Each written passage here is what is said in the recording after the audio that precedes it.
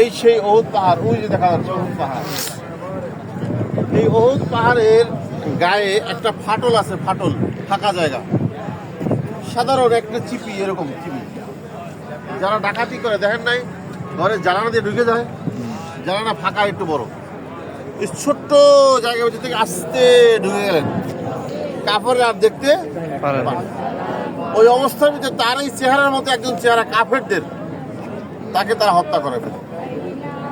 খবর দেয় কি আমরা মোহাম্মদকে মেরে ফেলছি। এই আওয়াজ সব জায়গায় পৌঁছে যায়, তো মুসলমানরা ছত্রভঙ্গ হয়ে যায় না।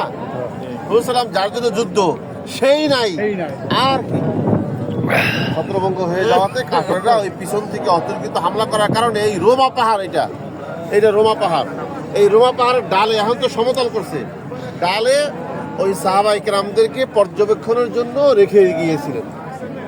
প্রথম পর্যায়ে এই অহুদের যুদ্ধে মুসলমানরা বিজয় লাভ করেন। পরবর্তীতে এসে ওনারা এখান থেকে গনিমতের মাল টোকানো শুরু করেছে, আর তারা ওই গনিমতের মাল টোকানোর জন্য এখান থেকে চলে গেছে। রাস্তাটা ফাঁকা থেকে কাফেররা এখান থেকে এসে অতর্কিত হামলা করে 70 যে সাহাবা ইকরামরা এখানে শাহাদাত বরণ করেন, তাদেরকে গণকবর দিয়ে এখানে রাখা হয়। এই ওয়ালটা, প্রাচীরটা একসময় ছিল না, খোলা ছিল, এখন এটাকে প্রাচীর করে দিয়েছে, ওয়াল করে দিয়েছে।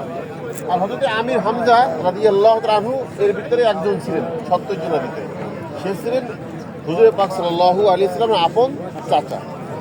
তাকেও হিন্দ কলিজাকে ফেরে এরকম কাঁচা কলিজা এরকম বাহির করে চাবাই চাবাই খাচ্ছে, আর মানুষদেরকে দেখাচ্ছে, কাফেরদেরকে, দেখ আমার কত শক্তি, আমার কত শক্তি। তো আল্লাহ রাব্বুল আলামিন তার ভাইকে হেদায়েত রেখেছিলেন, মুসলমান হয়েছিলেন, আলহামদুলিল্লাহ। তখন রাসূলের কাছে এই কারগুজারি শুনাইলেন যে, হে আল্লাহ রাসূল, আমি তো এরকম ভুল করেছি। বলছে, হিন্দ তুই আমার সামনে কোনোদিন আর আসবি না।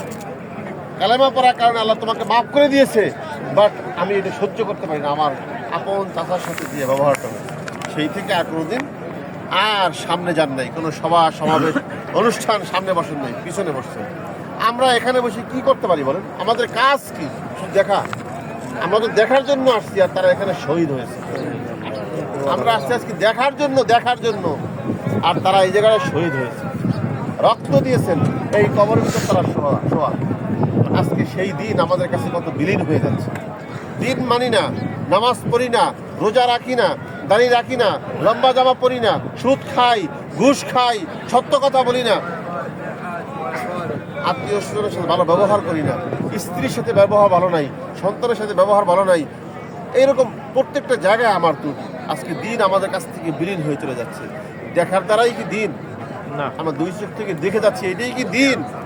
আজকে আমাদেরকে আল্লাহ রাব্বুল আলামিন এত বড় বরকতপূর্ণ জায়গায় আমাদেরকে নিয়ে আসছেন, এটাই বড় ভাগ্যবান আমরা। বলি আলহামদুলিল্লাহ, আলহামদুলিল্লাহ। থেকে শিখে বুঝে নিজের পুরা জিন্দেগিকে এরকম সাহাবাওয়ালা জিন্দেগি তৈরি করা যাবে না ইনশাআল্লাহ।